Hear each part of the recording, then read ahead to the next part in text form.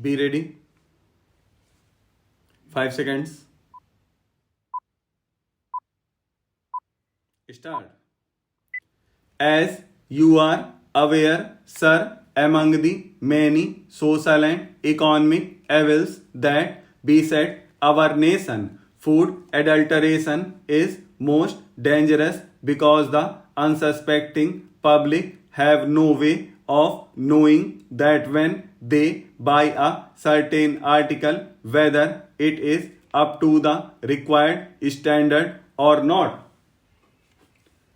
A great deal of quick money has been made by unscrupulous antisocial elements by adulterating food stuffs.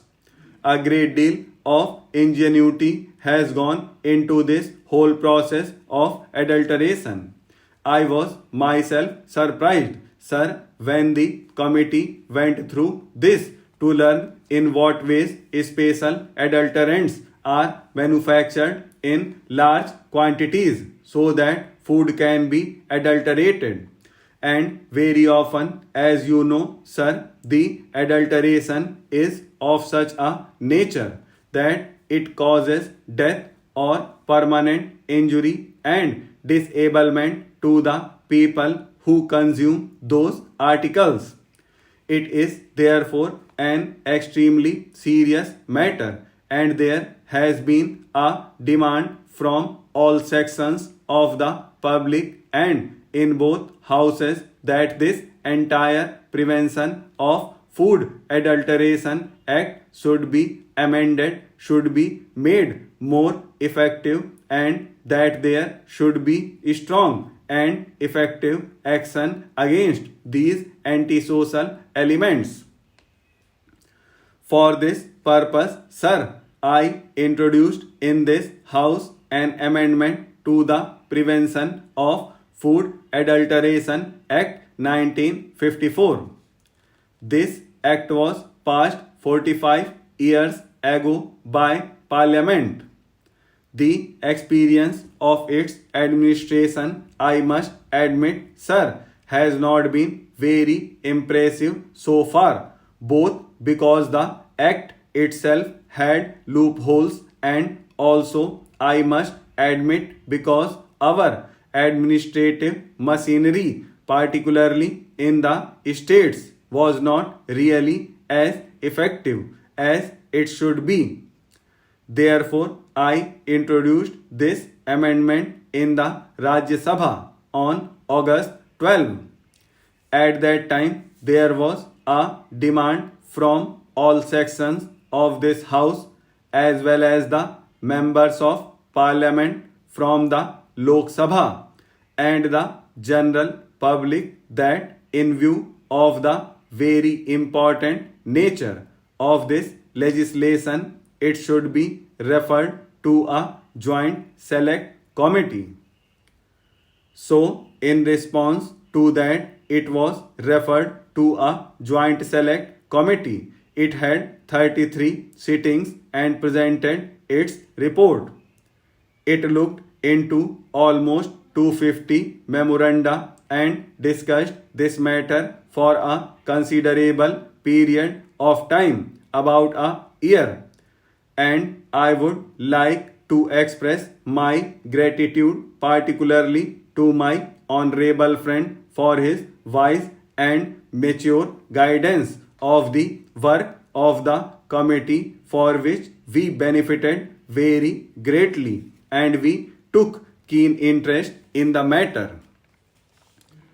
The bill that has now emerged is definitely a great improvement upon the bill that we had originally introduced. Sir, the basic effort in this bill has been threefold. Firstly, to safeguard the interest of the consumers because, as I said, it is the unsuspecting consumer and particularly women and children and weaker sections of the society who are the main victims of this evil. Secondly, it is to prevent undue harassment to the trader, whether it is the producer, the wholesaler or the retailer. Whereas we should certainly keep a very strict watch upon them. There should not be any cause for undue harassment. And thirdly, the act should be capable of effective implementation because there was a general feeling among the members of the committee that implementation had been lacking. These were the three major principles that were kept in mind by the committee in its deliberations. Sir, with your permission, I will very briefly put before the Honorable House some of the salient features of the bill that I have now presented. The finest point is that a distinction has been made between adulteration that is capable of easy detection by the eye and adulteration which is not.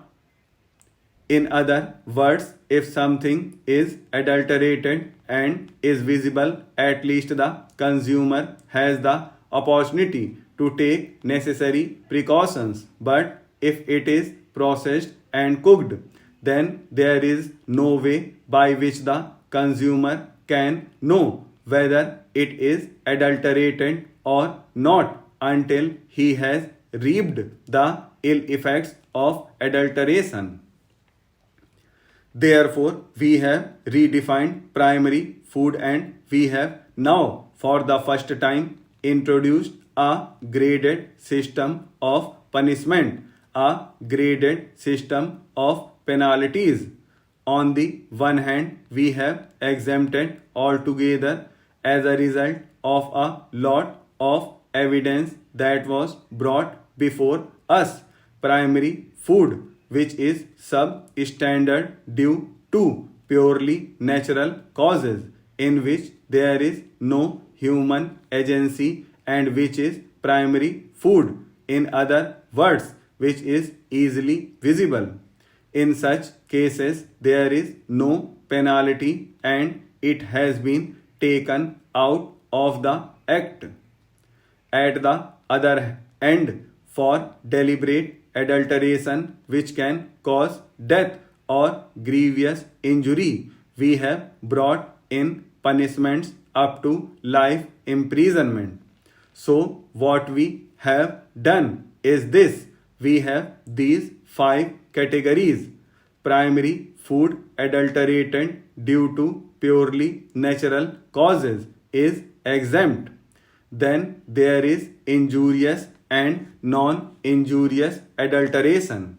Here we have got a graded system of penalties going up to life imprisonment so that deterrence is there and people realize that they cannot play with the lives of their fellow citizens.